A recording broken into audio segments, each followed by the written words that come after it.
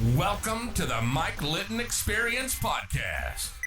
Mike has over 31 years experience in real estate, finance, and investing. He's passionate about being a father, a teacher, a realtor, an investor, and a leader.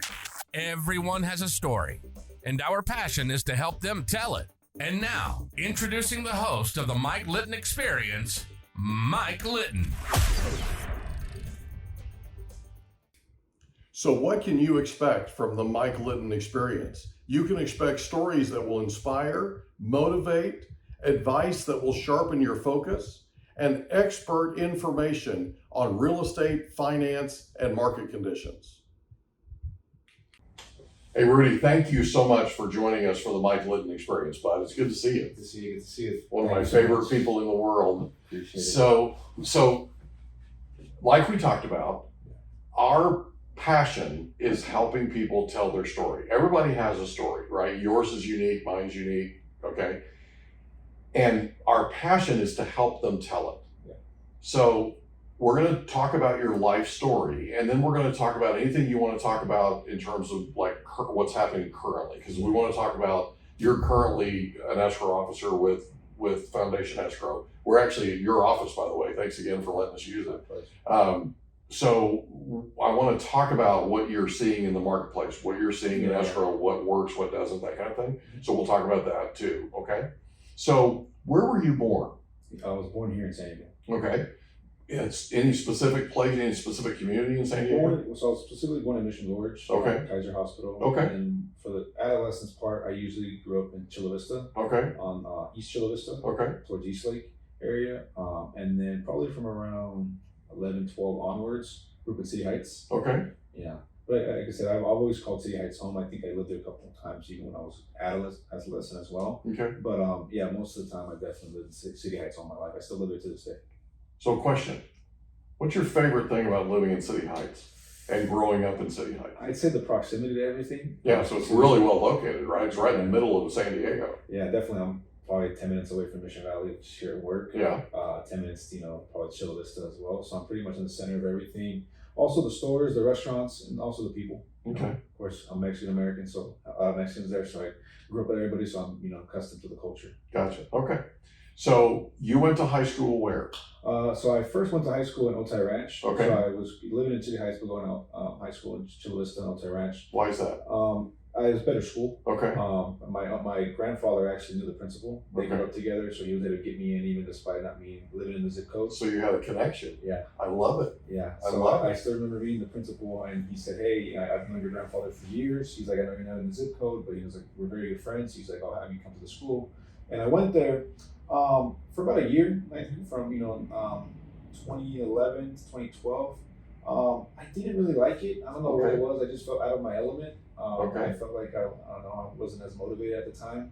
And So this is your freshman year. yeah. Okay. And mind you, I had basically grown up all my life loving school to a certain point. I was very competitive when my dad was in my life. And then, from 12 years on, I didn't have my dad in my life. So it was part of like a kid that was still going to school, still loved it to an extent, but I wasn't as competitive. And I felt like when I went, go ahead. So where did your dad go? So basically, if I backtrack, my dad was in my life from the moment I was born to 12 years old. Okay. My parents divorced in 2008. Okay. So from that point onwards, I never saw my dad again. To this day, I have not seen my dad. Since 2008. Since it's been 15 years now, yeah. Oh my goodness. Yeah, I'm my sorry. dad was, he fell victim to substance abuse and drugs.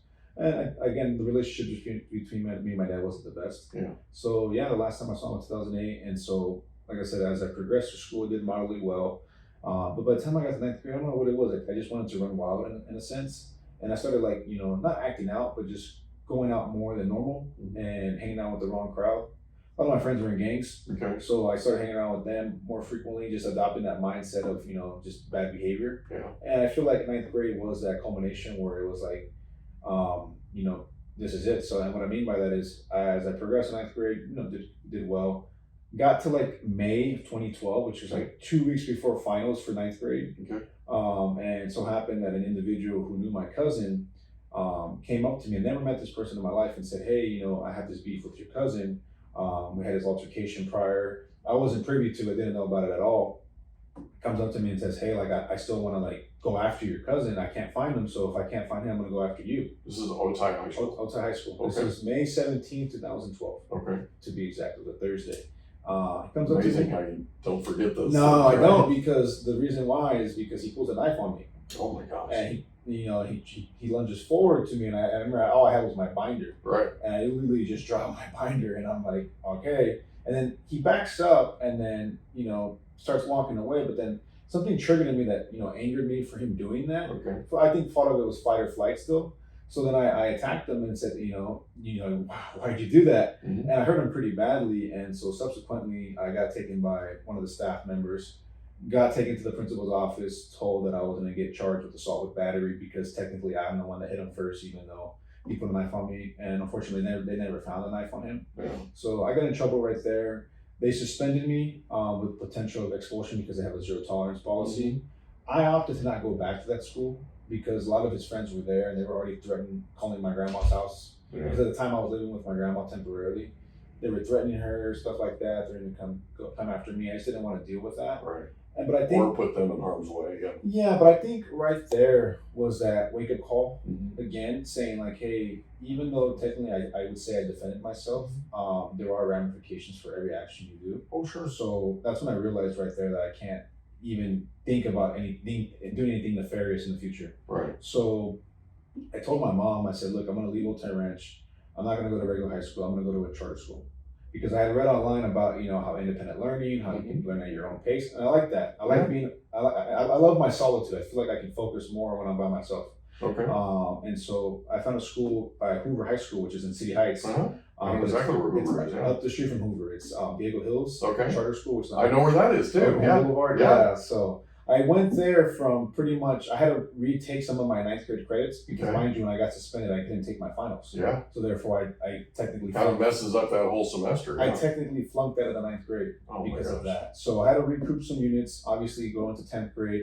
And I just felt very reinvigorated in terms of like my motivation. I remember just taking so many credits, learning, going week after week, because basically how it worked is they give you a packet, you take it for the whole week, and then you take an exam every week.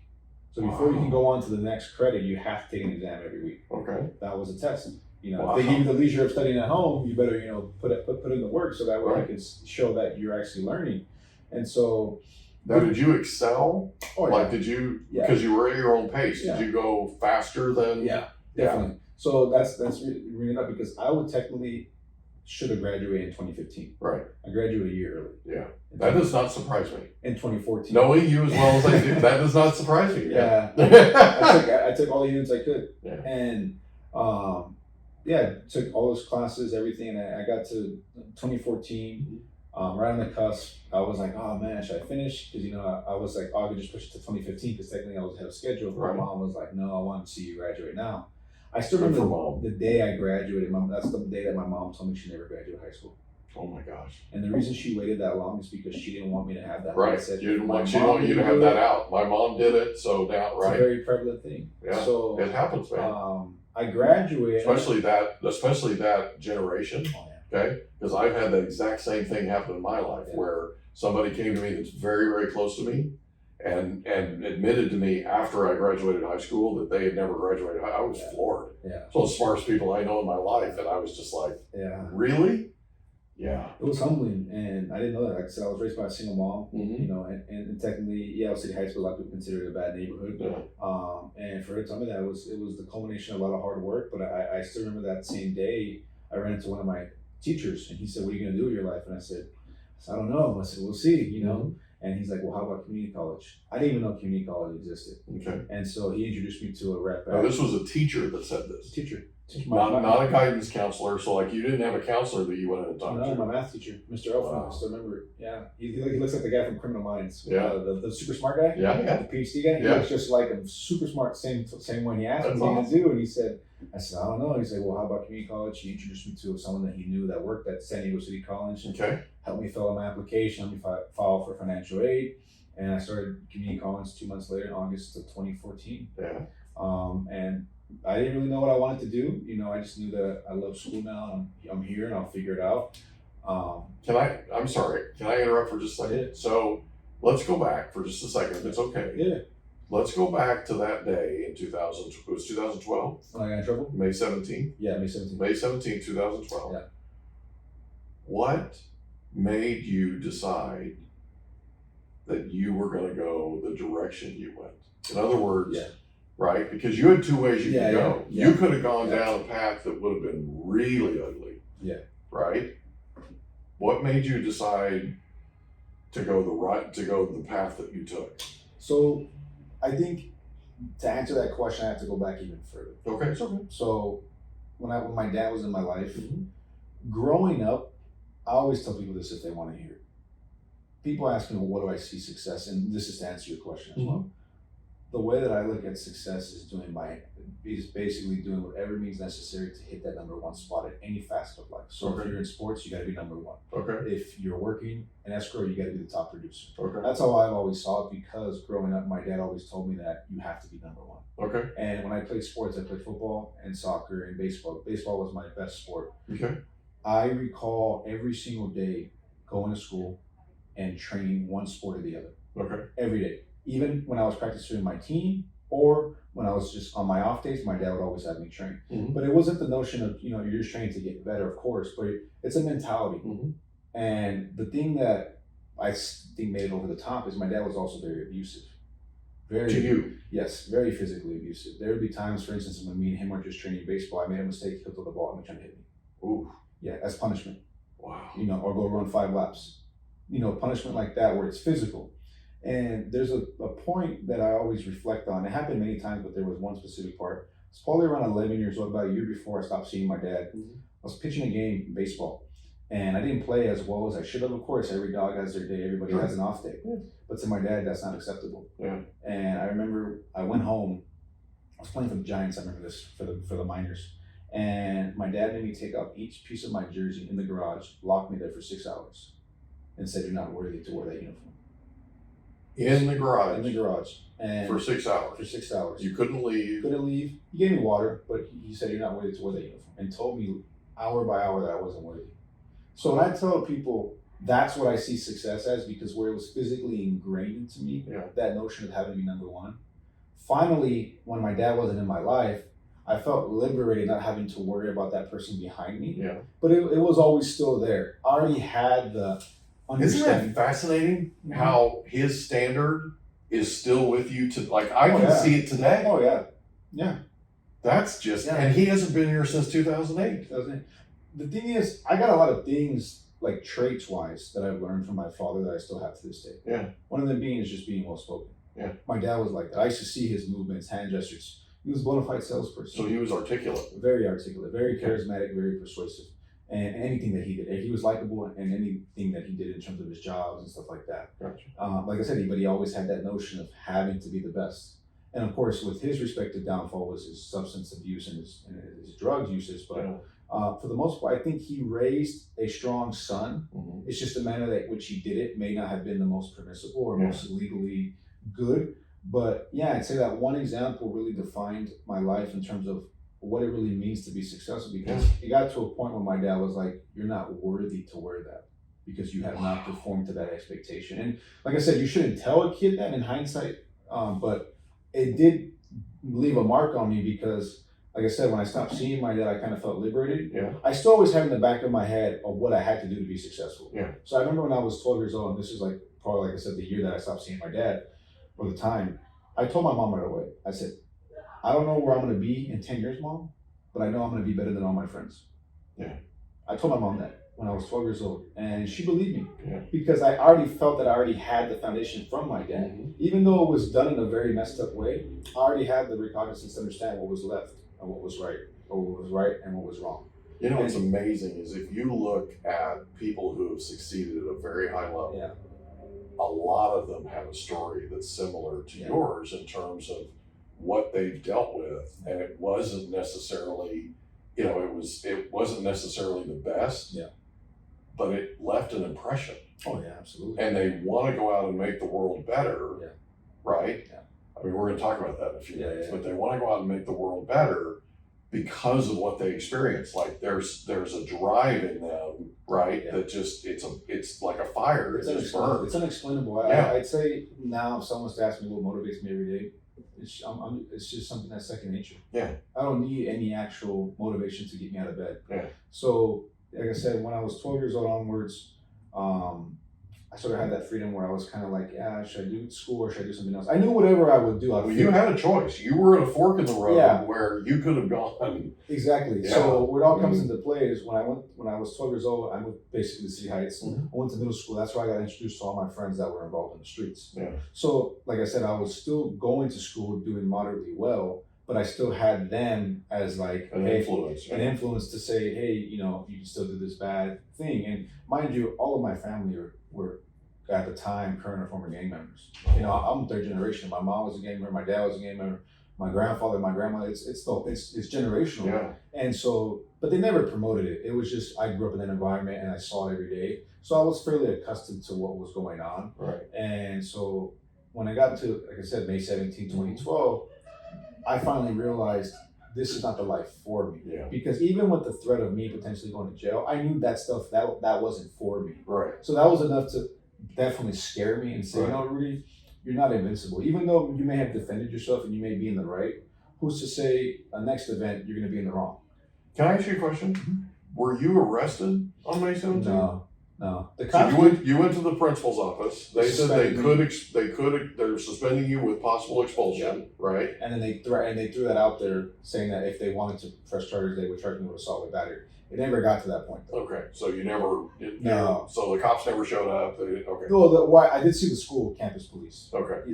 But that wasn't in terms of police. He was just saying that haphazardly. But no, for the most part, I didn't get, of course, physically arrested. But it was that possible threat that made me realize that, you know what, even if I got away this time, who's to say I'm not going to get away the second time, right? You never know, right? That's true. And so that just reinstated the notion of that I'm not invincible. Which a lot of people, especially at a young age, they think they are. Whatever they do, Yeah. they think they can get away with a lot of stuff. And You think they're bulletproof, yeah. yeah, so that's the thing.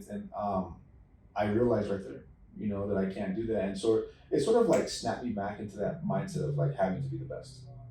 Because like I said, I wasn't going to do moderately well whatever I did, but I didn't have that, because I didn't have that person over me. Mm-hmm. I ended up becoming my own person in that sense. Yeah. In my own mind, telling me, no, what, you got to stay on track. Amazing how flashpoints in your life just, Yeah. you know, it literally can affect people differently, right? Yeah. Like different ways they can go. Yeah. Okay, so let's go, sorry to interrupt. So let's go back to, so you go to San Diego Community College. Yep. How did that go? Very well. So my first semester, it was of course a learning experience, trying to navigate things. But for the most part, it was pretty well. I mean, I took my classes. That's the only time I ever got a B. Now, how old are you when you're 18 years old. Okay. 18 years old. Yeah. So just grinding. taking the trolley, taking the bus to get to school. I didn't have a car at the time. Okay. So I was just taking classes, and then I started liking history. Started liking business. Yeah. And you combine the two. I was like, hey, let me get a double major essentially, and that's pretty much how I pursued it. So you got a major. So you majored in history and business. Yeah. Okay, that's and cool. so it got to the point where I was like, hey, I got to start applying for transfer. I'm not going to stay at community college forever. So we got to around 2016, 2 years in, where I was like, okay, let me pick the schools, and I settled upon the University of California, San Diego, UC Berkeley, and UCLA. Only thing I have ever heard about Berkeley, for instance, was from my grandmother. Mm-hmm. She always said, like, oh, if you can get into Berkeley, that's a big thing. Never really heard of UCSD, even though I'm from San Diego. Right. But I heard about UCLA. So I was like, you know what? I'll just apply to those schools. Sure. I applied in 2016. I got notified in 2017 around April for all three that I got accepted to all of them. Right. That was a proud moment because cool. I still remember reading the acceptance letter specifically for UCLA and my mom crying. Yeah. Because she's just like, for her, We hope you enjoyed another episode of the Mike Litton Experience. If you did, do us a favor, smash that subscribe button, tell your friends, family, and coworkers about our program, and wherever you get your podcasts, please leave us a rating. It helps us to connect with quality people just like you. And that's a wrap. Another episode of the Mike Litton Experience in the books. Reach out to Mike on Instagram at Litton Realty. Want to meet with Mike? Check out calendly.com/Rio760.